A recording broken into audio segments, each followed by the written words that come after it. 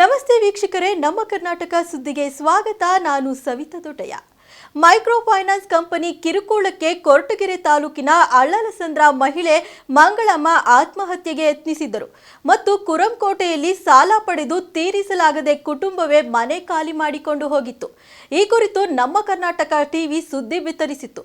ಸುದ್ದಿ ಬಿತ್ತರಿಸಿದ ಬೆನ್ನಲ್ಲೇ DC Shubha Kalyan, SP KV Ashok ಭೇಟಿ ನೀಡಿ ಮಾಹಿತಿ ಪಡೆದಿದ್ದಾರೆ.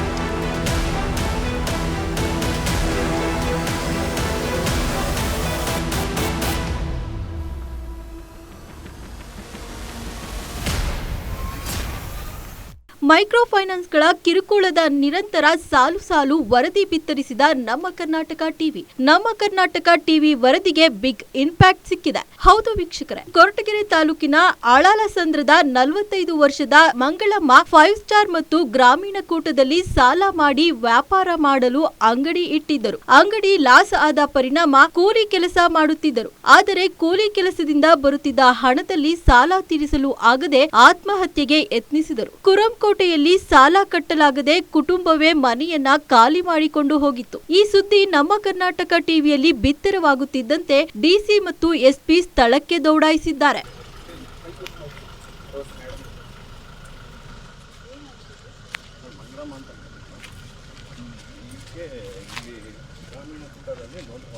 ಇನ್ನು ಅಳ್ಳಲಸಂದ್ರಕ್ಕೆ ಮತ್ತು ಕುರಂಕೋಟೆಗೆ ಭೇಟಿ ನೀಡಿದ ಡಿಸಿ ಶುಭಾ ಕಲ್ಯಾಣ್ ಅವರು ಸುತ್ತಮುತ್ತಲಿನ ಜನರ ಬಳಿ ಮಂಗಳಮ್ಮರ ಬಗ್ಗೆ ಹಾಗೂ ಮನೆ ಖಾಲಿ ಮಾಡಿದ್ದ ಸ್ಥಳಕ್ಕೂ ಭೇಟಿ ನೀಡಿ ಫೈನಾನ್ಸ್ ಕಂಪನಿಯ ವಿವರವನ್ನು ಸ್ಥಳೀಯ ಅಧಿಕಾರಿಗಳಿಂದ ಪಡೆದುಕೊಂಡರು. ನಂತರ ಮಾತನಾಡಿದ ಅವರು, ಕುರಂಕೋಟೆಯಲ್ಲಿ ವಾಸಿಸುವ ಈ ಕುಟುಂಬವು 2018ರಲ್ಲಿ ತುಮಕೂರಿನ 5 ಸ್ಟಾರ್ ಎಂಬ ಫೈನಾನ್ಸ್ ಕಂಪನಿಯಲ್ಲಿ 2.5 ಲಕ್ಷ ಸಾಲ ಪಡೆದಿರುತ್ತಾರೆ. ಅವರು ಸತತವಾಗಿ 4 ಲಕ್ಷ ಅಮೌಂಟ್ ಕಟ್ಟಿದ್ದಾರೆ. ಎಕ್ಸ್ಟ್ರಾ 70,000 ಅಮೌಂಟ್ ಕಟ್ಟುವಂತೆ ಮನೆಯ ಬಳಿ ಬಂದು ತೊಂದರೆ ಕೊಡುತ್ತಾರೆ. ಇಂತಹ ಘಟನೆಗಳು ಜರುಗಬಾರದು. ಮಹಿಳೆ ಮತ್ತು ಕುಟುಂಬಕ್ಕೆ ತೊಂದರೆ ಕೊಟ್ಟ ಕಂಪನಿಗಳ ವಿರುದ್ಧ ಕ್ರಮ ಕೈಗೊಳ್ಳಲು ಸೂಚಿಸಿದ್ದೇನೆ ಎಂದರು.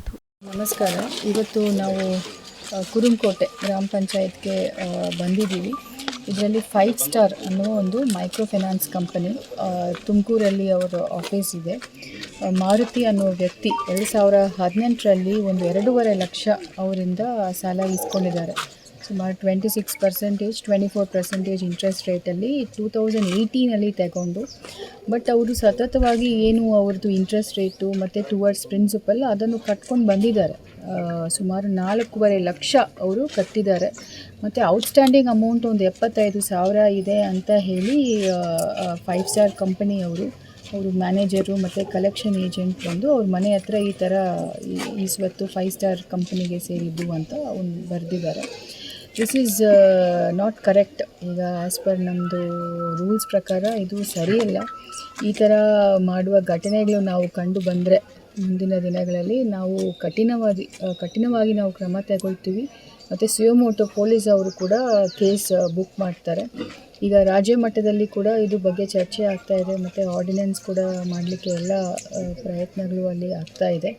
ಜಿಲ್ಲಾ ಹಂತದಲ್ಲಿ ನಾವು DC ಅವರು ಮತ್ತು SP ನಾನು ಎಲ್ಲರೂ ಸೇರಿ ಏನು ಮಾಡಿದ್ವಿ, ನಿನ್ನೆ ಕೂಡ ಒಂದು ಸಭೆ ಮಾಡಿದ್ವಿ. ಎಲ್ಲ ಮೈಕ್ರೋ ಫೈನಾನ್ಸ್ ಕಂಪನಿಯವರು ಕರೆಸಿ ಅವರಿಗೆ ಹೇಳಿದ್ವಿ, ಏನು ಒಂದು ಮೈಂಡ್ಲೆಸ್ ಆಗಿ ಒಂದು ಲೋನನ್ನು ಕೊಡ್ತಾ ಇದ್ದೀರಾ, ಅವರಿಗೆ ರೀಪೇಯಿಂಗ್ ಕೆಪಾಸಿಟಿ ಇದೆ ಎಲ್ಲ ನೋಡ್ಕೊಂಡು ಕೊಡಬೇಕು. ಮತ್ತು ಜನರು ಕೂಡ ಎಲ್ಲ ಒಂದೇ ಕಂಪನಿಯಿಂದ 2-3 ಸತಿ ಲೋನ್ ತಗೊಳ್ಳೋದು ಅದೆಲ್ಲ ಆಗಬಾರ್ದು ಅಂತ ನಾವು ಕೂಡ ಸ್ವಲ್ಪ ಹೆಚ್ಚಿನ ಸಂಖ್ಯೆಯಲ್ಲಿ ಅರಿವು ಮೂಡಿಸುವ ಕಾರ್ಯಕ್ರಮಗಳು ಗ್ರಾಮ ಪಂಚಾಯತ್ ಹಂತದಲ್ಲಿ ಕೂಡ ನಾವು ಮಾಡ್ತೀವಿ. ಬಟ್ ಈ ಥರ ಒಂದು ಅವರು ಟುವರ್ಡ್ಸ್ ಪ್ರಿನ್ಸಿಪಲ್ಲು ಮತ್ತು ಬಡ್ಡಿ ಎಲ್ಲನೂ ದುಡ್ಡು ಇಷ್ಟು ಸಾಕಷ್ಟು, ಈಗ 2.5 ಲಕ್ಷ ತಗೊಂಡು ಈಗ 6 ವರ್ಷದಲ್ಲಿ ಅವ್ರು 4.5 ಲಕ್ಷ ವಾಪಸ್ ಕಟ್ಟಿದ್ದಾರೆ ಆ ಕಂಪನಿಗೆ. ಇದ್ರೂ ಒಂದು 70,000 ಏನೋ ಬಾಕಿ ಇದೆ ಅಂತ ಹೇಳಿ ಈ ಥರ ಎಲ್ಲ ಮಾಡಿದರೆ ಇದು ತಪ್ಪಾಗುತ್ತೆ. ಕಾನೂನು ಪ್ರಕಾರ ನಾವು ಕ್ರಮ ತಗೊಳ್ತೀವಿ. ಈಗ SP ಅವರು ಕೂಡ ಇಲ್ಲಿಯೇ ಇದ್ದಾರೆ. ಅವರು ಇದು ಬಗ್ಗೆ ಇಮಿಡಿಯೇಟ್ ಸುವಮೋಟೋ ಕೇಸ್ ತಗೊಳ್ಳಿ ಅಂತ ಇನ್ಸ್ಟ್ರಕ್ಷನ್ಸ್ ಕೊಟ್ಟಿದ್ದಾರೆ. ಸೊ ಈ ಬಗ್ಗೆ ಇನ್ನೂ ಹೆಚ್ಚಿನ ಮಾಹಿತಿ ನಮ್ಮ SP ಅವರು ಕೊಡ್ತಾರೆ. ನಂತರ SP KV ಅಶೋಕ್ ಮಾತನಾಡಿ, ಫೈನಾನ್ಸ್ ಕಿರುಕುಳಕ್ಕೆ ಮನೆ ಖಾಲಿ ಮಾಡಿರುವ ಕುಟುಂಬ ಹಾಗೂ ಆತ್ಮಹತ್ಯೆಗೆ ಯತ್ನಿಸಿದ ಸುದ್ದಿ ಎಲ್ಲೆಡೆ ಬಿತ್ತರವಾಗಿದೆ. ಅದನ್ನ ಗಮನಿಸಿದ ನಾವು ಇಂದು ಭೇಟಿ ನೀಡಿದ್ದೇವೆ. ಈ ರೀತಿಯಾಗಿ ಕುಟುಂಬಗಳಿಗೆ ಕಿರುಕುಳ ನೀಡುತ್ತಿರುವವರ ವಿರುದ್ಧ ಕಾನೂನು ಕ್ರಮ ಕೈಗೊಳ್ಳುತ್ತೇವೆ ಎಂದರು. RBI ಗೈಡ್ಲೈನ್ಸ್ ಫಾಲೋ ಮಾಡದೆ ಮಾಡುತ್ತಿರುವುದರಿಂದ RBIಗೆ ಲೆಟರ್ ಬರೆದಿದ್ದೇವೆ. ಅಂತಹ ಲೈಸೆನ್ಸ್ ಕ್ಯಾನ್ಸಲ್ ಮಾಡುವಂತೆ ಕೇಳಿಕೊಂಡಿದ್ದೇವೆ ಎಂದರು. ಈ ಫೋಟೋ ನಿನ್ನೆ ಕೆಲವು ದಿನದಿಂದ ಫೋಟೋ ವೈರಲ್ ಆಗಿದೆ. ದಟ್ ಈ ಥರ ಸಾಲ ತೊಗೊಂಡಿದ್ದಾರೆ, ಸಾಲ ಕಟ್ಟದೆ ಇದು ಮನೆ ಇದೆಲ್ಲ ಬಿಡಲ್ಲ ಅಂತ. ಸೊ ಇಮಿಡಿಯೇಟಾಗಿ ನಾವು ಒಂದು FIR ತೊಗೊಳ್ತಾ ಇದ್ದೀವಿ. ಸೊ ಯಾರು ಇದಕ್ಕೆ ಕಾರಣವಾಗಿದ್ದಾರೆ ಅವ್ರ ಮೇಲೆ ನಾವು ಲೀಗಲ್ ಆ್ಯಕ್ಷನ್ ತೊಗೊಳ್ತೀವಿ. ಬೇರೆ ಕಡೆ ಇದೇ ರೀತಿ ಮಾಡಿದ್ದಾರೆ ಅಂತ ಮಾಹಿತಿ ಇದೆ ಸರ್. ಬೇರೆ ಕಡೆ ಎಲ್ಲ ಮಾಡಿದ್ದಾರೆ. ಸೊ ಎಲ್ಲೆಲ್ಲಿ RBI ಗೈಡ್ಲೈನ್ಸ್ ವೈಲೇಟ್ ಮಾಡ್ತಾರೆ ಅಲ್ಲೆಲ್ಲ ಅವ್ರ ಮೇಲೆ ನಾವು ಖುದ್ದು ಕಂಪ್ಲೇಂಟ್ ತೊಗೊಂಡು FIR ರಿಜಿಸ್ಟರ್ ಮಾಡಿ ಅವ್ರ ಮೇಲೆ ಶಿಸ್ತು ಕ್ರಮ ತೊಗೊಳ್ತೀವಿ. DC ಮೇಡಮ್ ಅವರು ಸಭೆ ತಗೊಂಡ್ರು ಈ ಥರ ಮುಂದುವರೆದ್ರೆ ಮುಂದಿನ ಕ್ರಮಗಳು ಏನು ಸರ್? ಇದು ನಾವು ಸಭೆ ತೊಗೊಳ್ಳೋಕೆ ಮುಂಚೆನೇ ಇವು ಬರೆದಿರೋ ಥರ ಕಂಡು ಬರ್ತಾ ಇದೆ. ಸೊ ಆಗಿರೋದ್ರಿಂದ ಇಮಿಡಿಯೇಟ್ಲಿ ನಾವು ಏನು ಮೀಟಿಂಗಲ್ಲಿ ಡಿಸಿಷನ್ ತೊಗೊಳ್ಳಲಾಗಿದೆ ಆ ಡಿಸಿಷನ್ಸ್ ಪ್ರಕಾರ FIR ಮಾಡಿ ಅವ್ರ ಮೇಲೆ ಕ್ರಮ ತೊಗೊಳ್ತೀವಿ. ಯಾವುದೇ ನೋಟಿಸ್ಗಳನ್ನ ಜಾರಿ ಮಾಡ್ದೇನೆ ಇವ್ರು ಏಕೈಕಿ ರೀತಿ ಮಾಡ್ತಿರೋದು ಇಷ್ಟರ ಮಟ್ಟಿಗೆ ಸರಿ ಅಂತ ಸರ್ ಬ್ಯಾಂಕ್ ಅವರು ಅದು ಇನ್ವೆಸ್ಟಿಗೇಷನ್ ಮಾಡ್ತೀವಿ.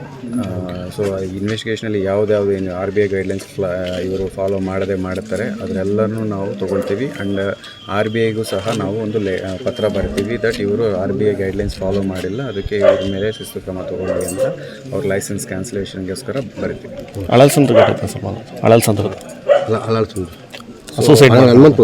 ಹನುಮಂತಪುರದಲ್ಲಿ ಒಬ್ಬ ಲೇಡಿ BP ಮಾತ್ರೆಗಳು ನುಂಗು ಸೂಸೈಡ್ ಅಟೆಂಪ್ಟ್ ಮಾಡಿದ್ದಾರೆ ಅಂತ ಮಾಹಿತಿ ಬಂದಿದೆ.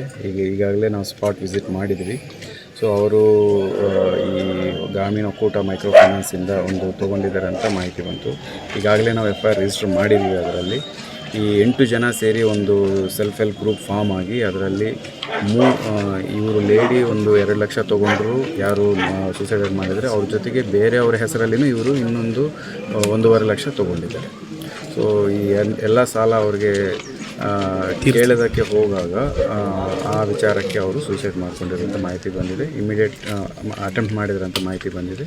ಇಮಿಡಿಯೇಟಾಗಿ FIR ಮಾಡಿ ಅವ್ರನ್ನು ಪೊಲೀಸ್ ಸ್ಟೇಷನ್ಗೆ ಕರೆದು ಅರೆಸ್ಟ್ ಮಾಡಲಾಗಿದೆ. ಈ ಸಂದರ್ಭದಲ್ಲಿ ಕೊರಟಗೆರೆ ತಾಲೂಕಿನ ಪೊಲೀಸ್ ಅಧಿಕಾರಿಗಳು ಹಾಜರಿದ್ದರು. ಶಿರಾ ನಗರಸಭೆ ಸ್ಥಾಯಿ ಸಮಿತಿಯ ಅಧ್ಯಕ್ಷರಾಗಿ 10ನೇ ವಾರ್ಡ್ ಸದಸ್ಯ SS ಅಜಯ್ ಕುಮಾರ್ ಅವಿರೋಧವಾಗಿ ಆಯ್ಕೆಯಾದರು. ಇಂದು ಅವರಿಗೆ ಪದಗ್ರಹಣ ಕಾರ್ಯಕ್ರಮ ಏರ್ಪಡಿಸಲಾಗಿತ್ತು.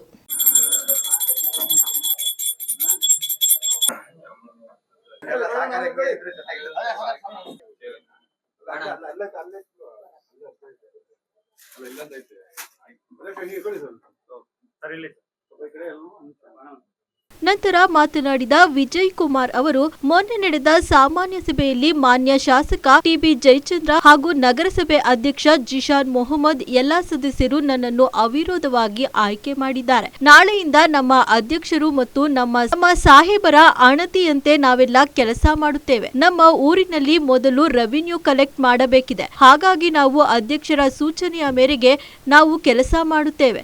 ಕಮರ್ಷಿಯಲ್ ಅಂಗಡಿಗಳಿಗೆ ಭೇಟಿ ನೀಡಿ ಮೊದಲ ರೆವಿನ್ಯೂ ಕಲೆಕ್ಟ್ ಮಾಡುತ್ತೇವೆ. ಊರಿನ ಅಭಿವೃದ್ಧಿಗಾಗಿ ನಾವು ರೆವಿನ್ಯೂ ಕಲೆಕ್ಟ್ ಮಾಡುತ್ತೇವೆ. ಅದನ್ನ ಸಾರ್ವಜನಿಕರು ಸಹಕರಿಸಬೇಕು ಎಂದರು. ಎಲ್ಲರಿಗೂ ನಮಸ್ಕಾರ. ಮೊನ್ನೆ ನಡೆದ ಸಾಮಾನ್ಯ ಸಭೆಯಲ್ಲಿ ಮಾನ್ಯ ಶಾಸಕರಾದ TB ಜಯಚಂದ್ರ ಅವರು ಮತ್ತು ನಮ್ಮ ನಗರಸಭಾ ಅಧ್ಯಕ್ಷರಾದಂಥ ಜಿಶಾನ್ ಮೊಹಮ್ಮದ್ ಅವರು ಮತ್ತೆ ನನ್ನೆಲ್ಲ ಸದಸ್ಯರು ಸೇರಿ ಒಟ್ಟಾಗಿ ಅವಿರೋಧ ಆಯ್ಕೆ ಮಾಡಿದ್ದಾರೆ. ಹಾಗಾಗಿ ನಾನು 20ನೇ ತಾರೀಕಿಂದ ಇಲ್ಲಿವರೆಗೂ ನಮ್ಮ ಕೆಲವು ಕಾರಣಗಳಿಂದ ಬರೋಕ್ಕಾಗಿರ್ಲಿಲ್ಲ. ಇವತ್ತು ಬಂದು ಚಾರ್ಜ್ ತಗೊಂಡಿದ್ದೀನಿ. ನಾಳೆಯಿಂದ ನಮ್ಮ ಅಧ್ಯಕ್ಷರು ಮತ್ತು ನಮ್ಮ ಸಾಹೇಬರ ನಿಶ್ಚಯಂತೆ ಈ ಊರಿನ ಅಭಿವೃದ್ಧಿಗೆ ರೆವಿನ್ಯೂ ಮೇನ್ ಆಗಿದೆ. ಹಾಗಾಗಿ ನಮ್ಮ ಅಧ್ಯಕ್ಷರು, ಉಪಾಧ್ಯಕ್ಷರು, ನಾವು ಎಲ್ಲ ಕೆಲವರು ಈಗ ಕಾರ್ಯ ಹಂಚ್ಕೊಂಡಿದ್ದೀವಿ. ಏನಂತಂದ್ರೆ ಈ ಕೆಲವು ಕೆಲಸಗಳನ್ನ ನೀವು ಮಾಡಿ, ಕೆಲಸದ ಒತ್ತಡದಲ್ಲಿ ಎಲ್ಲರೂ ಒಂದೇ ಕಡೆ ಹೋಗೋದಕ್ಕಾಗಲ್ಲ. ಅದಕ್ಕೋಸ್ಕರ ಅಧ್ಯಕ್ಷರ ಸೂಚನೆಯ ಮೇರೆಗೆ ನಾವೆಲ್ಲ ಕೆಲಸ ಮಾಡ್ತೀವಿ.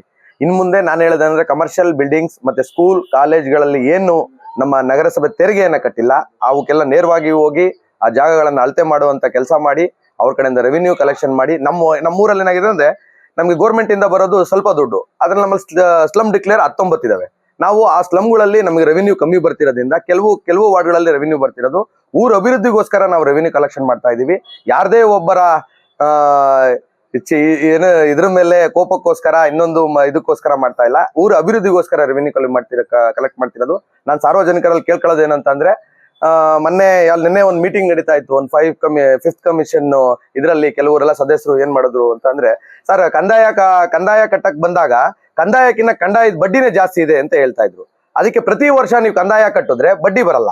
ಅದು ಬಡ್ಡಿ ಏನು ಅಂತಂದ್ರೆ ಪ್ರತಿ ತಿಂಗಳು 2% ಬಡ್ಡಿ ಬೀಳ್ತಾ ಹೋಗಿರುತ್ತೆ. ಹಾಗಾಗಿ ನಿಮ್ಗೆ ಹೊರೆ ಅನ್ನೋದನ್ನು ಕಾಣಿಸುತ್ತೆ. ಅದಕ್ಕೆ ಪ್ರತಿ ವರ್ಷ ಮಾರ್ಚ್ ಅಲ್ಲಿ ನಾವು 5% ರಿಯಾಯಿತಿ ಕೊಟ್ಟು, ನಮ್ಮ ನಗರಸಭಾ ಅಧ್ಯಕ್ಷರು ಮತ್ತೆ ಕಮಿಷನರು ನಮ್ಮ ಬಾಡಿ ಎಲ್ಲ ಒಟ್ಟಾಗಿ 5% ರಿಯಾಯಿತಿ ಕೊಟ್ಟು ನಾವು ಕಂದಾಯ ಕಟ್ಟೋದಕ್ಕೆ ವ್ಯವಸ್ಥೆ ಮಾಡ್ತಾ ಇದ್ದೀವಿ. ಹಾಗಾಗಿ ಪ್ರತಿ ವರ್ಷ ಮಾರ್ಚ್ ಅಲ್ಲಿ ನೀವು ಕಂದಾಯ ಕಟ್ಕೊಂಡು, ಏಪ್ರಿಲ್ ಅಲ್ಲಿ ನೀವು ಕಂದಾಯ ಕಟ್ಕೊಂಡ್ರೆ ನಿಮ್ಗೆ ಯಾವುದೇ ರೀತಿ ಫೈನ್ ಆಗ್ಲಿ ಮತ್ತೆ ಇಂಟ್ರೆಸ್ಟ್ ಆಗ್ಲಿ ದಂಡ ಆಗ್ಲಿ ಬೀಳೋದಿಲ್ಲ. ಅದನ್ನ ಏನಾಗಿದೆ ಅಂದ್ರೆ ನಿಮ್ಗೆ ಏನಾಗಿದೆ, ನಗರಸಭೆಯವರು ಏನೋ ಆಗ್ತಾ ಇದ್ದಾರೆ, ಏನೋ ಮಾಡ್ತಾ ಇದ್ದಾರೆ ಅನ್ನೋ ತರ ಬರುತ್ತೆ.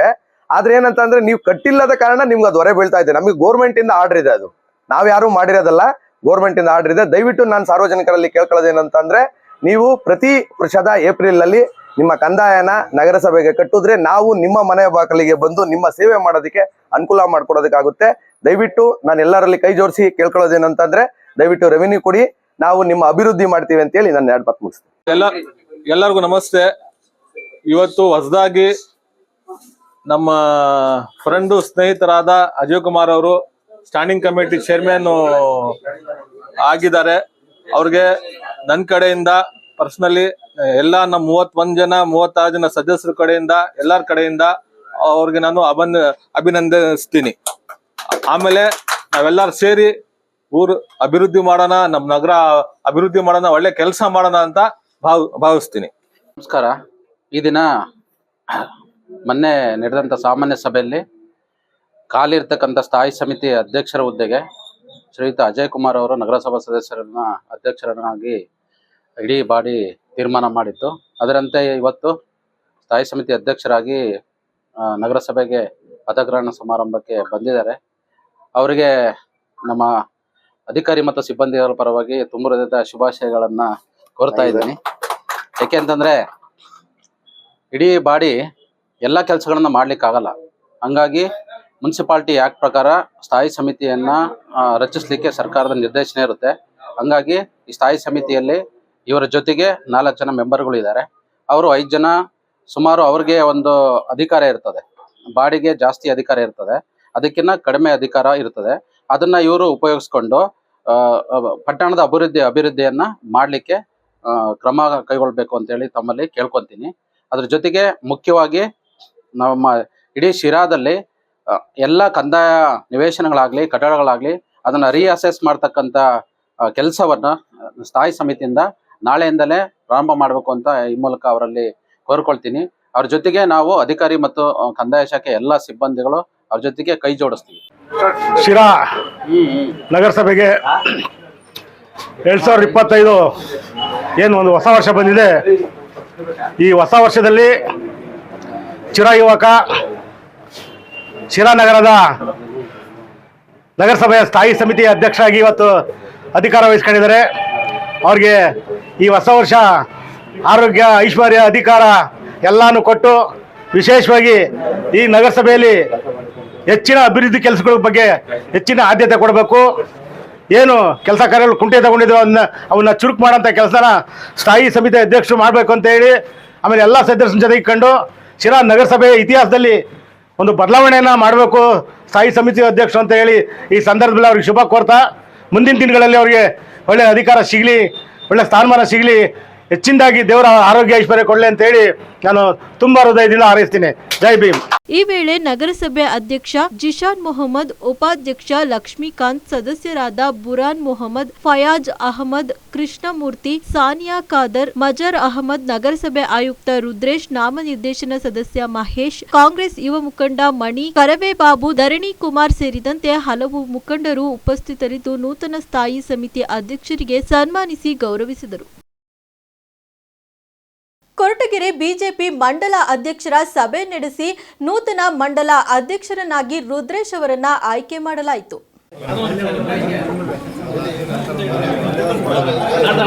ಕೊರಟಗೆರೆಯ ಹೊರವಲಯದ ನವೀನ್ ಕ್ವಾರ್ಟರ್ಸ್ನಲ್ಲಿ ಆಯೋಜಿಸಲಾಗಿದ್ದ ಬಿಜೆಪಿ ಕಾರ್ಯಕರ್ತರ ಸಭೆಯಲ್ಲಿ ಮುಖಂಡರು ಹಾಗೂ ಕಾರ್ಯಕರ್ತರು ನೂತನ ಮಂಡಲ ಅಧ್ಯಕ್ಷ ರುದ್ರೇಶ್ ಅವರಿಗೆ ಸನ್ಮಾನಿಸಿದರು.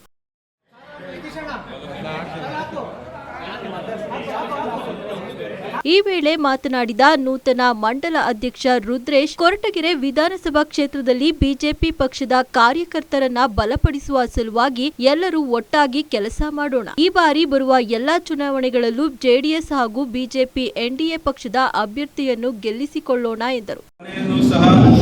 ಏನು ನಮ್ಮ ಚುನಾವಣಾಧಿಕಾರಿಗಳು ಪೂರ್ಣಿಮಾ ಪ್ರಕಾಶ್ ಅಂತ ನಮಗೆ ಇಲ್ಲಿಗಿನ ಚುನಾವಣಾಧಿಕಾರಿಗಳಿದ್ರು.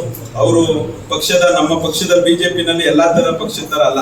ನಮ್ಮದಲ್ಲಿ 3 ವರ್ಷಕ್ಕೊಂದ್ಸರಿ ಪಕ್ಷದಲ್ಲಿ ರಾಜ್ಯ, ರಾಷ್ಟ್ರ, ಜಿಲ್ಲೆ, ತಾಲೂಕು, ಆಮೇಲೆ ಬೂತ್ನಲ್ಲೂ ಸಹ ನಾವು ಬೂತ್ ಅಧ್ಯಕ್ಷರುಗಳಿಂದ ಹಿಡಿದು ರಾಷ್ಟ್ರದ ಅಧ್ಯಕ್ಷರು ಸಹ ನಮ್ದು ಏನು ಒಂದು ಸಂಘಟನಾ ಪಕ್ಷದ ಚೌಕಟ್ಟಿನಲ್ಲಿ ಒಂದು ಚುನಾವಣಾ ಪ್ರಕ್ರಿಯೆ ಮುಖಾಂತರ ನಾವು ಆರಿಸುವಂತದ್ದು ನಮ್ಮ ಪಕ್ಷದ ಪ್ರಕ್ರಿಯೆ. ಅದೇ ರೀತಿ ನಮ್ಮಲ್ಲಿ ಈ ಸಲ ಈ ಒಂದು 2025 ಸಂಘಟನಾ ಪರ್ವ ಮುಗಿದಾದ್ಮೇಲೆ ಬೂತ್ ಕಮಿಟಿಯಿಂದ ಹಿಡಿದು ಮಂಡಲ ಅಧ್ಯಕ್ಷ ಆದ್ಮೇಲೆ ಜಿಲ್ಲಾಧ್ಯಕ್ಷರು, ಅದಾದ್ಮೇಲೆ ರಾಜ್ಯಾಧ್ಯಕ್ಷರು.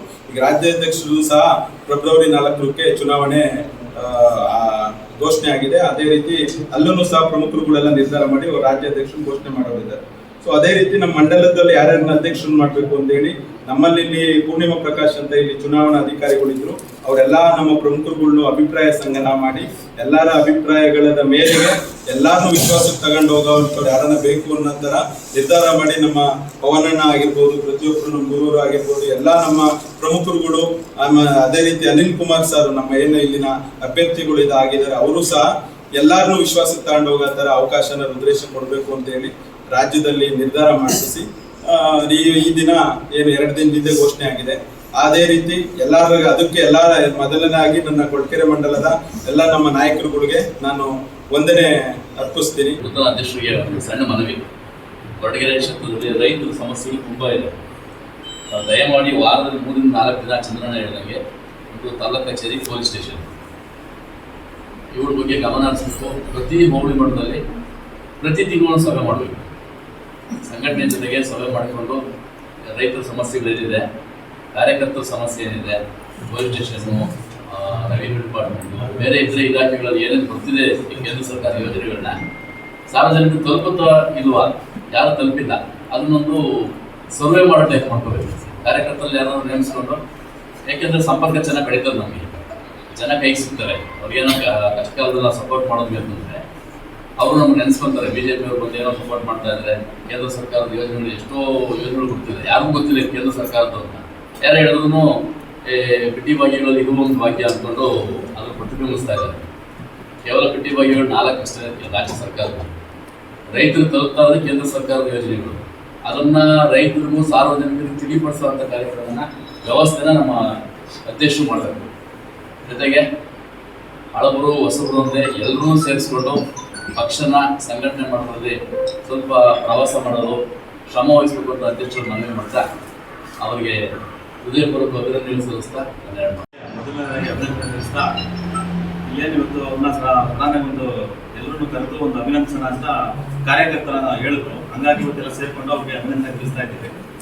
ಅವರೇ ಹೇಳ್ದಂಗೆ, ಪವನ್ ಅವರು ಹೇಳ್ದಂಗೆ, ಯಾರಿಗೂ ನೋವಾಗದೆ ಇರೋ ಥರ ತಾಲೂಕಿನ ಹಿರಿಯರು, ಜಿಲ್ಲಾ ಹಿರಿಯರು ಮತ್ತು ರಾಜ್ಯದಿಂದ ಹಿರಿಯರನ್ನು ಕರೆಸಿ ಒಂದು ಪ್ರಜಾಗರಣ ಕಾರ್ಯಕ್ರಮನ ಏರ್ಪಡಿಸಿ ನಿಮ್ಮ ಪ್ರೆಸ್ನವ್ರಿಗೆ ಹೇಳ್ತಾರೆ. ಇಷ್ಟರಲ್ಲೇ ಅವರು ಭೇಟಿಗಳು ತಗೊಂಡು ಈಗ ಒಳ್ಳೆ ಅಂದರೆ ತಳಮಟ್ಟದ ಕಾರ್ಯಕರ್ತರಿಗೆ ಒಂದು ಹುದ್ದೆ ನೀಡಿ ಗೌರವಿಸಿರೋದು ನಮ್ಮ ಪಕ್ಷದಲ್ಲೇ ಮಾತ್ರ ಸಾಧ್ಯ ಅಂತ ಹೇಳ್ತಾ ಅವ್ರು ಈಗಿನ ಎಲ್ಲರ ಜೊತೆ ಸಂಪರ್ಕದಲ್ಲಿ ಇಟ್ಕೊಂಡು ಒಳ್ಳೆ ಪಕ್ಷನ ಸಂಘಟನೆ ಮಾಡಿ ಅಂತ ಹೇಳ್ತಾ ನಾನು ಮಾತನಾಡ್ತೀನಿ.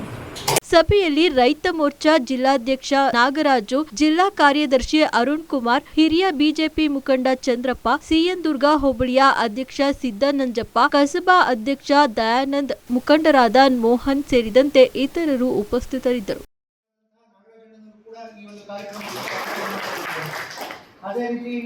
ಶಿರಾ ತಾಲೂಕಿನ ಹುಳಿಕುಂಟೆ ಹೋಬಳಿಯ ವೀರಬೊಮ್ಮನಹಳ್ಳಿ ಗ್ರಾಮದಲ್ಲಿ 6 ಕೋಟಿ ವೆಚ್ಚದಲ್ಲಿ ನಿರ್ಮಾಣಗೊಳ್ಳಲಿರುವ ದಿಬ್ಬದ ಶ್ರೀ ವೀರಬೊಮ್ಮಣ್ಣ ಸ್ವಾಮಿ ದೇವಾಲಯದ ಬುನಾದಿ ಮಹೋತ್ಸವ ಫೆಬ್ರವರಿ 2ರಂದು ನಡೆಯಲಿದೆ ಎಂದು ದೇವಸ್ಥಾನದ ಆಡಳಿತ ಮಂಡಳಿ ತಿಳಿಸಿದೆ.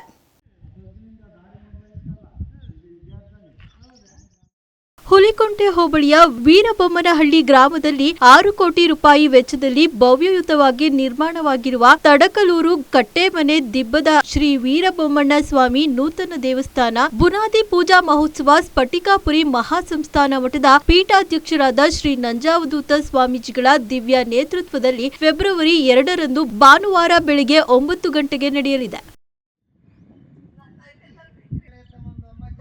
ಈ ನಮ್ಮೂರಿನ ವೀರಬೊಮ್ಮಣ್ಣನ ದೇವಸ್ಥಾನ ತಡಕಲೂರು ಕಟ್ಟೆಮನೆಗೆ ಸೇರಿದ ವೀರಬೊಮ್ಮನಹಳ್ಳಿ ಗ್ರಾಮದಲ್ಲಿರ್ತಕ್ಕಂಥ ಶ್ರೀ ದಿಬ್ಬದ ವೀರಬೊಮ್ಮಣ್ಣ ಸ್ವಾಮಿ ದೇವಸ್ಥಾನ.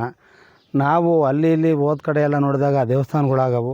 ನಮ್ಮ ಈ ದೇವಸ್ಥಾನಕ್ಕೊಂದು ಒಳ್ಳೆ ದೇವಸ್ಥಾನ ಆಗಲಲ್ಲಪ್ಪ ಅನ್ನೋ ಕೊರಗು ಇಡೀ ನಮ್ಮ ಗ್ರಾಮಸ್ಥರಲ್ಲಿ ಮತ್ತು ನಮ್ಮ ಅಣ್ಣ ತಮ್ಮಂದಿರಲ್ಲಿ ಭಾಳಷ್ಟು ಮಂದಿನಲ್ಲಿ ಕೊರಗಿತ್ತು. ನಾವು ಬೇರೆ ದೇವಸ್ಥಾನಗಳು ನೋಡ್ಕೊಂಬಂದಾಗಿವೆ ಅಲ್ಲೂ. ಈಗ ನಾವೊಂದು ಪ್ಲ್ಯಾನ್ ಮಾಡ್ಕೊಂಡು ಒಂದು 5.5-6 ಕೋಟಿ ಅಂದಾಜು ವೆಚ್ಚದಲ್ಲಿ ಜಿಲ್ಲೆಗೆ ಮಾದರಿಯಾಗಿರ್ತಕ್ಕಂಥದ್ದು ಒಂದು ದೇವಸ್ಥಾನ ಮಾಡಬೇಕು ಅಂತ ಪ್ಲ್ಯಾನ್ ಮಾಡ್ಕೊಂಡು ಈಗ ಪಾಯ 62 ಅಡಿ ಅಗಲ 119 ಅಡಿ ಉದ್ದ ಪಿಟ್ ತೆಗೆದು ದೇವಸ್ಥಾನದ ಕಾರ್ಯ ಪ್ರಾರಂಭ ಮಾಡೋಕ್ಕೆ ಶುರು ಮಾಡಿದ್ದೀವಿ. 2ನೇ ತಾರೀಕು ಪಾಯ ಪೂಜೆ ಶ್ರೀ ಶ್ರೀ ಶ್ರೀ ನಂಜಾವಧೂತ ಮಹಾಸ್ವಾಮೀಜಿಯವರ ಅಮೃತಾಸದಿಂದ ಈ ದೇವಸ್ಥಾನದ ಬುನಾದಿಯನ್ನು ಹಾಕ್ತಾಯಿದ್ದೇವೆ. ಹಾಕಿ ನಮ್ಮ ಇದಕ್ಕೆ 7,700,000 ಅಂತಂದೇಳಿ ಹಿರಿಯರು ಒಂದು ನಾಣ್ಣುಡಿ ಐತೆ. ಎಲ್ಲೆಲ್ಲಿ ದೇಶಾದ್ಯಂತ ಇರ್ತಕ್ಕಂಥವ್ರು ನಮ್ಮ ಅಣ್ಣ ತಮ್ಮದಿರು ನೆಂಟರು ಎಲ್ಲರೂ ಸೇರಿ ಅತಿ ವಿಜೃಂಭಣೆಯಾಗಿ ಅತಿ ಅದ್ಧೂರಿಯಾಗಿ ಇಡೀ ಜಿಲ್ಲೆನಲ್ಲೇ ಮಾದರಿಯಾಗಿರ್ತಕ್ಕಂಥ ದೇವಸ್ಥಾನ ಮಾಡ್ಬೇಕು ನೀವು ಅಂತಂದೇಳಿ ನಮ್ಮ ಸ್ವಾಮೀಜಿಯವರು ಪಟ್ನಾಯಕನಹಳ್ಳಿ ಸ್ವಾಮೀಜಿಯವರು ಒಂದು ಮಾರ್ಗದರ್ಶನ ಕೊಟ್ಟರು. ಅವರ ಮಾರ್ಗದರ್ಶನದಂತೆ ನಾವು ಕೆಲವು ದೇವಸ್ಥಾನಗಳನ್ನೆಲ್ಲ ನೋಡ್ಕೊಂಬಂದು ಅವಕ್ಕೆಲ್ಲ ಮೀರಿದಂಥದ್ದು ಅವಕ್ಕಿಂತ ಅದ್ಧೂರಿ ಆದಂಥದ್ದು ಒಂದು ದೇವಸ್ಥಾನ ಮಾಡಬೇಕು ಅಂತಂದೇಳಿ ಮದಕನಹಳ್ಳಿ ಕಲ್ಲಿನಿಂದ ದೇವಸ್ಥಾನ ಮಾಡಬೇಕು ಅಂತ ಶಿಲ್ಪಿಗಳಿಂದ ನಾವೆಲ್ಲ ಪ್ಲ್ಯಾನ್ ತರಿಸ್ಕೊಂಡು ಒಂದು 6 ಕೋಟಿ ಅಂದಾಜು ವೆಚ್ಚದಲ್ಲಿ ದೇವಸ್ಥಾನ ಪ್ರಾರಂಭ ಮಾಡಿದ್ದೀವಿ. 2ನೇ ತಾರೀಕು ಪ್ರಾರಂಭವಾಗುತ್ತೆ. ಪ್ರಾರಂಭವಾಗಿದ್ದು ಸುಸೂತ್ರವಾಗಿ ನಡ್ಕೊಂಡು ಹೋಗುತ್ತೆ ಅನ್ನೋ ನಂಬಿಕೆ ಇದೆ ಆ ವೀರಬೊಮ್ಮಣ್ಣನ ದಯೆಯಿಂದ. ಅಷ್ಟು ಭರವಸೆ ಹಾಕಿದೆ ಅಂದರೆ ಇಷ್ಟೊಂದು ಕೆಲಸ ಮಾಡುವಾಗ ಎಲ್ಲೂ ಬರೀ ಮುಳ್ಳು ಇನ್ನೊಂದು ಮತ್ತೊಂದಲ್ಲಿ ಹೊಡೆದ್ರು ಏನೋ ಒಂದು ಕವಿ ಇಲ್ದಂಗೆ 3 ದಿನದಲ್ಲಿ ಸ್ಪಿಟ್ ತೆಗೆದಾಕಿ ಕಾರ್ಯ ಮಾಡಿದ್ವಿ. ಭಕ್ತಾದಿಗಳು ಅಷ್ಟು ಹೆಚ್ಚಿನದಾಗಿ JCB ಇರೋರು ಟ್ರ್ಯಾಕ್ಟ್ರ್ ಇರೋರು ನಮ್ಮ ಅಣ್ಣ ತಮ್ಮದಿರು ಉಚಿತವಾಗಿ ಬಂದು ಕೆಲಸ ಮಾಡಿಕೊಟ್ಟು ಹೋದರು. ಹಾಗೆ ದೇವಸ್ಥಾನಕ್ಕೂ ಹಂಗೆ ಕೈ ಜೋಡಿಸ್ತಾರೆ ಎಂಬ ನಂಬಿಕೆ ಇದೆ. ಅದರಂತೆ ನಾವು ಗ್ರಾಮಸ್ಥರು ಮತ್ತು ಗ್ರಾಮದಲ್ಲಿರ್ತಕ್ಕಂಥ ನೆಂಟರು ಅಣ್ಣ ತಮ್ಮದಿರು ಭಕ್ತಾದಿಗಳು ಎಲ್ಲ ಸೇರಿ ಜಿಲ್ಲೆಗೆ ಮಾದರಿಯಾಗಿರ್ತಕ್ಕಂಥದ್ದು ಒಂದು ದೇವಸ್ಥಾನವನ್ನು ಮಾಡಬೇಕು ಅಂತ ಅಂದ್ಕೊಂಡಿದ್ದೀವಿ. ಆ ಭಗವಂತನ ಆಶೀರ್ವಾದ ಈಗ ಬಂದೈತೆ. ಆಯಪ್ಪನಿಗೂ ಏಳಿಗೆ ಈ ದೇವಸ್ಥಾನ ಸಂಪೂರ್ಣವಾಗಿ ಆಗುತ್ತೆ, ಯಾವುದೇ ಅನುಮಾನ ಇಲ್ದಂಗೆ ಎಲ್ಲರೂ ಸಹಕಾರ ಕೊಡ್ತಾರೆ ಅನ್ನೋ ನಂಬಿಕೆ ಅಗಾಧವಾಗೈತೆ. ಗುರುಗಳು ಮತ್ತು 7 ಜನ ಬಂಡಿಕಾರರು ಹಾಗೂ ತಡಕಲೂರು ಕಟ್ಟೆಮನೆಗೆ ಸೇರಿದ ಎಲ್ಲ ಅಳುನರ ಗೋತ್ರದ ವಂಶಸ್ಥರು, ಹಳೆ ಪೂಜಾರಿಗಳು ಮತ್ತು ಈ ಲಕ್ಕಮ್ಮನ ಪೂಜಾರಿ ನಾಗರಾಜಪ್ಪನವರು, ಈ ವೀರಬೊಮ್ಮಣ್ಣನ ಸ್ವಾಮಿ ಬಸವರಾಜ್ ಅವರು ಎಲ್ಲ ಸೇರಿ ನಮಗೆ ಇದೊಂದು ಸುವರ್ಣಾವಕಾಶ ಸಿಕ್ಕಿರೋದು ನಮ್ಮ ಪುಣ್ಯ. ನಮ್ಮೆಲ್ಲ ತಾತ ಮುತ್ತಾತನ ಕಾಲದಿದ್ದಲ್ಲೂ ಎಷ್ಟೋ ಜನ ಈ ದೇವಸ್ಥಾನ ಕಟ್ಟಬೇಕು ಅಂತ ಅಂದ್ಕೊಂಡು ಯಾರ ಕೈಲೂ ಆಗಲಿಲ್ಲ. ಆ ಅವಕಾಶ ಅವ್ರಿಗೆ ಕೂಡಿ ಬರಲಿಲ್ಲ. ನಮ್ಮ ಬಂಡ್ಕಾರಗಳ ಒಡಂಬಡಿಕೆಯಿಂದ ಇಲ್ಲಿವರೆಗೂ ಬರೀ ಇದೇ ಆಗಿತ್ತು. ಈಗ ನಾವು ಅವರೆಲ್ಲ ಅನ್ಯೋನ್ಯವಾಗಿದ್ದು ಬಂಡಿಕಾರರ ಸಹಾಯ, ನಮ್ಮ ಸಹಾಯ ಬಂಡಿಕಾರರ ಮುಂದಾಳತ್ವದಲ್ಲಿ ನಂಜಾವಧೂತ ಸ್ವಾಮೀಜಿಯವರ ಅಮೃತ ಹಸ್ತದಿಂದ ನಾಳೆ ಭಾನುವಾರ 2ನೇ ತಾರೀಕು ಭಾನುವಾರ 9:35ರಿಂದ 11 ಗಂಟೆ ಒಳಗೆ ಶ್ರೀ ಶ್ರೀ ನಂಜಾವಧೂತ ಸ್ವಾಮೀಜಿಯವರ ಅಮೃತ ಹಸ್ತದಿಂದ ಪಾಯದ ಪೂಜೆ ಮಾಡೋಕ್ಕೆ ಎಲ್ಲ ರೆಡಿ ಮಾಡ್ಕೊಂಡಿದ್ದೀವಿ. ನಂಜಾವಧೂತ ಸ್ವಾಮೀಜಿಯವ್ರನ್ನ 101 ಕುಂಭಗಳ ಸಮೇತ ಅದ್ಧೂರಿಯಾಗಿ ಕರೆತಂದು ಅವ್ರಿಗೆ ಸನ್ಮಾನ ಮಾಡಿ ಅವ್ರ ಕೈಯಿಂದಲೇ ಪಾಯದ ಪೂಜೆ ಮಾಡೋಕೆ ಅಂತ ಎಲ್ಲ ಗ್ರಾಮಸ್ಥರು ಮತ್ತು 7 ಜನ ಬಂಡ್ಕಾರರು ಎಲ್ಲ ಸೇರಿ ನಮ್ಮ ಅಣ್ಣ ತಮ್ಮಗಳು ಎಲ್ಲ ಸೇರಿ ಮಾತಾಡ್ಕೊಂಡಿದ್ದೀವಿ. ತಪ್ಪದೆ ಯಾರು ಗೊತ್ತಿಲ್ಲ ಪಾಂಪ್ಲೆಟ್ ಬಂದಿಲ್ದಾರೆಲ್ಲನ ತಪ್ಪದೆ ಇದೇ ಕಾರ್ಯಕ್ರಮಕ್ಕೆ ಇದೇ ಪಾಂಪ್ಲೆಟು ಆಹ್ವಾನ ಅಂದ್ಕೊಂಡು ಇಡೀ ನಮ್ಮ ಅಳುನರು ಮತ್ತು ನೆಂಟರು ಭಕ್ತಾದಿಗಳು ಎಲ್ಲ ಸೇರಿ ಅವತ್ತು ಸ್ವಾಮಿ ಕೃಪೆಗೆ ಪಾತ್ರರಾಗಬೇಕು ಅಂತ ನಾವು ಇಡೀ ಗ್ರಾಮಸ್ಥರು ಮತ್ತು ಬಂಡ್ಕಾರರ ನೇತೃತ್ವದಲ್ಲಿ ಎಲ್ಲ ಕೇಳ್ಕೊತಾ ಇದ್ದೀವಿ. ಕುಂಚುಟಿಕ ಅಳುನವರ ಆರಾಧ್ಯ ದೈವವಾಗಿರುವ ದಿಬ್ಬದ ಶ್ರೀ ವೀರಬೊಮ್ಮಣ್ಣ ಸ್ವಾಮಿ ಅಣ್ಣ ತಮ್ಮಂದಿರು ತಮಿಳುನಾಡು, ಆಂಧ್ರಪ್ರದೇಶ ಸೇರಿದಂತೆ ರಾಜ್ಯದ ನಾನಾ ಜಿಲ್ಲೆಗಳಲ್ಲಿ ಸಹಸ್ರಾರು ಸಂಖ್ಯೆಯಲ್ಲಿ ಇದ್ದು ನೂತನ ದೇವಸ್ಥಾನದ ಬುನಾದಿ ಕಾರ್ಯಕ್ರಮದಲ್ಲಿ ಪಾಲ್ಗೊಂಡು ಶ್ರೀ ದಿಬ್ಬದ ವೀರಬೊಮ್ಮಣ್ಣ ಸ್ವಾಮಿ ಆಶೀರ್ವಾದಕ್ಕೆ ಪಾತ್ರರಾಗಬೇಕು. ಈಗ ಗಂಗಾಧರ್ ಹೇಳಿದಂಗೆ ನಾವೆಲ್ಲರೂ ಬಂಡಿಕಾರರು, ಹಳೆ ಪೂಜಾರರು, ಗುರುಗಳು ಎಲ್ಲ ನಮ್ಮ ಕಾಬ್ದಾರಿಗಳೇನಿದ್ದಾರೆ ಅವರು ಎಲ್ಲರೂ ಸೇರಿ ವಿಜೃಂಭಣೆಯಿಂದ ಈ ಕಾರ್ಯ ಮಾಡ್ತಾಯಿದ್ದೀವಿ. ನೀವು ದಯವಿಟ್ಟು ಇಂಥ ಪುಣ್ಯ ಎಲ್ರಿಗೂ ಸಿಗಲ್ಲ. ಎಲ್ಲರೂ ತಪ್ಪದೆ 2ನೇ ತಾರೀಕು ಶನಿವಾರ ಸಂಜೆ ಹೋಮ ಇರುತ್ತೆ, ಅವತ್ತು ಸಮೇತ ಬರೋಂಥವ್ರು ಬರ್ಬೋದು. ಜೊತೆಗೆ ನಮ್ಮ ಏನು ಹೆಣ್ಮಕ್ಳಿದ್ದಾರೆ, ಅಳುನೂರು ಹೆಣ್ಮಕ್ಳು, ಗ್ರಾಮಸ್ಥರು ಇರ್ಬೋದು, ಗ್ರಾಮ ಅಲ್ಲದೇ ಇರೋರು ಇರ್ಬೋದು, ಹೆಣ್ಮಕ್ಳು ಎಲ್ಲರೂ ತಾಯಂದರು ದಯವಿಟ್ಟು ತಪ್ಪದೆ ಬನ್ನಿ. ಇಂಥ ಪುಣ್ಯ ಸಿಕ್ಕಲ್ಲ. ಅವತ್ತೆಲ್ಲ ಹೆಣ್ಮಕ್ಳಿಗೂ ದೇವರ ಪ್ರಸಾದವಾಗಿ ಮಡ್ಲಕ್ಕಿ ಮತ್ತು ಒಂದು ಕಂಕಣ ತಮಗೆ ಬ್ಲೌಸ್ ಪೀಸ್ ಅಂತಾರಲ್ಲ, ಅದನ್ನು ದೇವ್ರ ಪ್ರಸಾದ ರೂಪದಲ್ಲಿ ತಮಗೆಲ್ಲರೂ ಸಲ್ಲುತ್ತೆ. ಬಂದು ಸ್ವಾಮಿ ಕೃಪೆಗೆ ಪಾತ್ರರಾಗಿ ಇದನ್ನು ಸ್ವೀಕರಿಸ್ಕೊಂಡು ಹೋಗ್ಬೇಕು ಅಂತ ಹೆಣ್ಮಕ್ಳಲ್ಲಿ ಅತಿ ಕಳಕಳಿಯಿಂದ ಕೇಳ್ಕೊಳ್ತೀವಿ. ನನ್ನ ಹೆಸರು ಚಂದ್ರಮ್ಮ, ಅಳನೂರ ಹೆಣ್ಮಗಳು, ಆವನಾರಿ ಕೊಟ್ಟೈತಿ. ಈ ದೇವ್ರಿಗೆ ನೆಂಟರು ನಾವು. ದೊಡ್ಡದಾಗಿರೋದೇ ಖುಷಿ ನಮಗೆ. ದೇವಸ್ಥಾನ ಚಿಕ್ಕದಾಯಿತು, ಇವಾಗ ದೊಡ್ಡದಾಗಿ ಆಗ್ತಾಯಿದೆ. ಈಗ ದೊಡ್ಡದಾಗಿ ಮಾಡ್ತಾಯಿದ್ದಾರೆ ಅಣ್ಣ ತಮ್ಮಂದಿರೆಲ್ಲ ಸೇರಿ, ಭಾಳ ಖುಷಿಯಾಗೈತಿ. ಆಳುವವರ ಹೆಣ್ಣು ಮಕ್ಕಳಿಗೆ ವಿಶೇಷವಾಗಿ ಅರಿಶಿನ ಕುಂಕುಮ ಬಳೆ ನೀಡಿ ಗೌರವಿಸುವಂತಹ ಕೆಲಸ ದೇವರ ಸನ್ನಿಧಿಯಲ್ಲಿ ನಡೆಯಲಿದೆ ಎಂದು ಆಡಳಿತ ಮಂಡಳಿ ತಿಳಿಸಿದೆ. ನಾವು ಅಳುನೂರು ಹೆಣ್ಮಗಳು, ದಯವಿಟ್ಟು ನಮಗೆ ಭಾಳ ಸಂತೋಷ ಆಗ್ತಾ ಐತೆ. ಕೃಪೆಯಿಂದ ಎಲ್ಲ ದೇವಸ್ಥಾನ ರೆಡಿ ಆಗ್ತಾಯಿದೆ. ನಾವು ಅಲ್ಲೇದಲ್ಲೇ ನೋಡಿದ್ವಿ, ನಮಗೆ ಭಾಳ ಪ್ರೀತಿ ಆಯ್ತು. ಅದಕ್ಕೆ ದಯವಿಟ್ಟು ನಮಗೆ ಭಾಳ ಖುಷಿ ಅಂದರೆ ಖುಷಿ. ದೇವಸ್ಥಾನ ತವ್ರ ಮನೆ ಮಾಡ್ತಾ ಇದ್ದಾರಲ್ಲ ಅಂಬೋದು ಭಾಳ ಖುಷಿಯಾಗೈತೆ. ಅಲ್ಲೇದಲ್ಲೇ ನೋಡಿದ್ವಿ ನಾವು. ದೇವಸ್ಥಾನಗಳು ಅಂಥವು ಇರಲಿಲ್ಲ, ಚಿಕ್ಕದಾಗಿತ್ತು. ಯಾವಾಗ ಮಾಡ್ತಾರೋ ಅಂತ ನಾವು ಒಂಥರ ಇದಾಗಿತ್ತು. ಇವಾಗ ಎಲ್ಲ ರೆಡಿ ಮಾಡ್ತಾ ಇದ್ದಾರೆ. ನಮಗೆ ಭಾಳ ಖುಷಿ, ಸಂತೋಷ. ನಾನು ಈರ್ವಮಳ್ಳಿ ಹೆಣ್ಮಗಳು. ಈ ಸಂದರ್ಭದಲ್ಲಿ ನಾಗರಾಜು, ಗಂಗಾಧರ್, ಶ್ರೀನಿವಾಸ್, ಲಕ್ಕಮ್ಮದೇವಿ, ಪೂಜಾರ್, ಎಂ ನಾಗಣ್ಣ, ಪುನೀತ್, ಈಶ್ವರ್, ತಿಪ್ಪೇಸ್ವಾಮಿ, ಶ್ರೀನಿವಾಸ್, ಪೂಜಾರ್ ದಿಬ್ಬಣ್ಣ, ಪೂಜಾರ್ ಬಸವರಾಜು, ಪಾಂಡುರಂಗ, ಈರಣ್ಣ, ಶಿವು ಸೇರಿದಂತೆ ಹಲವರು ಉಪಸ್ಥಿತರಿದ್ದರು. ಸಾಲ ವಸೂಲಾತಿ ವೇಳೆ ಸಾಲಗಾರರಿಗೆ ಕಿರುಕುಳ ನೀಡುತ್ತಿರುವ ಮೈಕ್ರೋ ಫೈನಾನ್ಸ್ ಸಂಸ್ಥೆಗಳ ಮೇಲೆ ನಿಯಂತ್ರಣ ಹೇರಲು ಸರ್ಕಾರ ಮಸೂದೆ ಸಿದ್ಧಪಡಿಸಿದೆ. ಸುಗ್ರೀವಾಜ್ಞೆ ಮೂಲಕ ಮಸೂದೆಯನ್ನು ಶೀಘ್ರವಾಗಿ ಜಾರಿಗೊಳಿಸಲು ನಿರ್ಧರಿಸಲಾಗಿದೆ ಎಂದು ಗೃಹ ಸಚಿವ ಡಾಕ್ಟರ್ ಜಿ ಪರಮೇಶ್ವರ್ ತಿಳಿಸಿದ್ದಾರೆ. ಸಾಲ ವಸೂಲಾತಿ ವೇಳೆ ಸಾಲಗಾರರಿಗೆ ಕಿರುಕುಳ ನೀಡುತ್ತಿರುವ ಮೈಕ್ರೋ ಫೈನಾನ್ಸ್ ಸಂಸ್ಥೆಗಳ ಮೇಲೆ ನಿಯಂತ್ರಣ ಹೇರಲು ಸರ್ಕಾರದ ಮಸೂದೆ ಸಿದ್ಧಪಡಿಸಿದೆ. ಇಂದು ನಡೆಯುವ ಸಂಪುಟ ಸಭೆಯಲ್ಲಿ ಇದಕ್ಕೆ ಅನುಮೋದನೆ ಪಡೆದು ರಾಜ್ಯಪಾಲರಿಗೆ ಕಳಿಸಲು ನಿರ್ಧರಿಸಿದೆ. ಸುಗ್ರೀವಾಜ್ಞೆ ಮೂಲಕ ಮಸೂದೆಯನ್ನ ಶೀಘ್ರದಲ್ಲೇ ಜಾರಿಗೊಳಿಸಲು ನಿರ್ಧರಿಸಲಾಗಿದೆ ಎಂದು ಗೃಹ ಸಚಿವ ಡಾಕ್ಟರ್ ಜಿ ಪರಮೇಶ್ವರ್ ಹೇಳಿದ್ದಾರೆ. ಕಿರುಕುಳ ನೀಡಿದರೆ ಕಠಿಣ ಕ್ರಮ ಕೈಗೊಳ್ಳುವಂತೆ ಎಲ್ಲಾ ಪೊಲೀಸ್ ಠಾಣೆಗಳಿಗೆ ಸೂಚನೆ ನೀಡಲಾಗಿದೆ ಎಂದಿದ್ದಾರೆ. ವಿಜಯೇಂದ್ರಗೆ ದುಡ್ಡಿನ ದುರಹಂಕಾರವಿದೆ. ದುಡ್ಡು ಮಾತನಾಡಿಸುತ್ತಿದೆ. ರಾಜ್ಯ ಸರ್ಕಾರವೂ ಸಹ ಅವರ ಜೊತೆಗೆ ಇರೋದು ದುರ್ದೈವ ಎಂದು ಬಸವನಗೌಡ ಯತ್ನಾಳ್ ಬೆಂಗಳೂರಿನಲ್ಲಿ ವಾಗ್ದಾಳಿ ನಡೆಸಿದ್ದಾರೆ.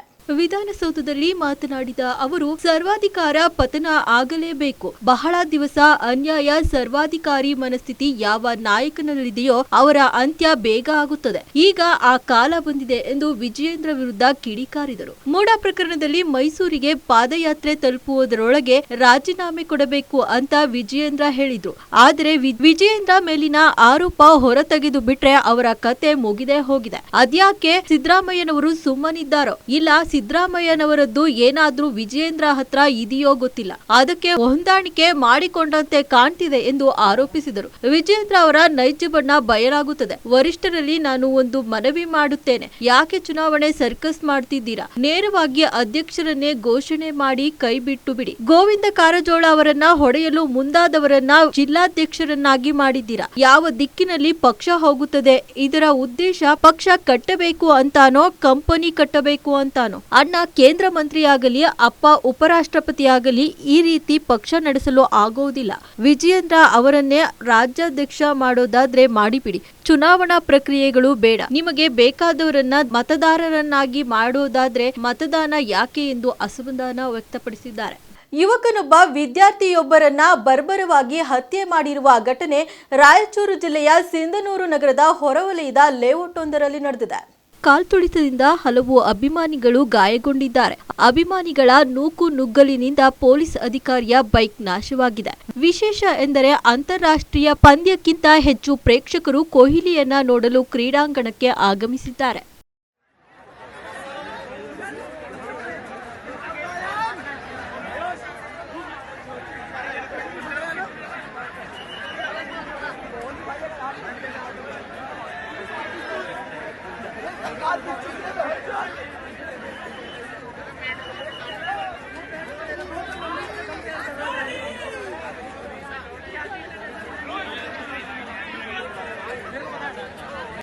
ದೆಹಲಿಯ ಅರುಣ್ ಜೇಟ್ಲಿ ಕ್ರೀಡಾಂಗಣದಲ್ಲಿ ಕಾಲ್ತುಳಿತ ಸಂಭವಿಸಿದೆ.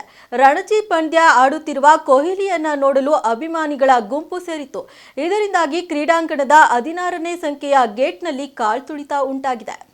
ಇಂದು ಬೆಳಗ್ಗೆ ಸುಮಾರು 10 ಗಂಟೆಗೆ ಈ ಕೊಲೆ ನಡೆದಿದೆ. ಶಿಫಾ ಅಬ್ದುಲ್ ವಹೀದ್ ಹತ್ಯೆಯಾದ ಯುವತಿ ಎಂದು ಗುರುತಿಸಲಾಗಿದೆ. ಹತ್ಯೆಗೈದ ಆರೋಪಿ ಸಹ ಲಿಂಗಸಗೂರು ಪಟ್ಟಣದವನು ಎಂದು ವರದಿಯಾಗಿದೆ. ಬೆಳಗ್ಗೆ 8:55ಕ್ಕೆ ಲಿಂಗಸಗೂರಿನಿಂದ ಕೆಎಸ್ಆರ್ಟಿಸಿ ಬಸ್ ಮೂಲಕ ಯುವತಿ ಸಿಂಧನೂರು ಕಾಲೇಜಿಗೆ ಬಂದಿದ್ದರು. ಈ ವೇಳೆ ಆರೋಪಿಯೂ ಸಹ ಬೈಕ್ನಲ್ಲಿ ಆಕೆಯನ್ನ ಹಿಂಬಾಲಿಸಿಕೊಂಡು ಕಾಲೇಜಿನವರೆಗೂ ಬಂದಿದ್ದು, ನಂತರ ವಿದ್ಯಾರ್ಥಿನಿಯನ್ನ ಮಾತನಾಡಿಸಲು ಕರೆದಿದ್ದಾನೆ. ಯುವತಿ ಕಾಲೇಜಿಗೆ ಹೋಗುವ ಬದಲು ಆ ಹುಡುಗನೊಂದಿಗೆ ಕಾಲೇಜು ಹತ್ತಿರದ ಲೇಔಟ್ ಒಂದಕ್ಕೆ ಹೋಗಿದ್ದರು. ಈ ವೇಳೆ ಇಬ್ಬರ ನಡುವೆ ಮಾತುಕತೆ ನಡೆದಿದೆ. ನಂತರ ಚಾಕುವಿನಿಂದ ಯುವತಿಯ ಕತ್ತನ್ನು ಕೊಯ್ದು ಅಲ್ಲಿಂದ ಆರೋಪಿ ಪರಾರಿಯಾಗಿದ್ದಾನೆ ಎಂದು ಪೊಲೀಸರು ತಿಳಿಸಿದ್ದಾರೆ.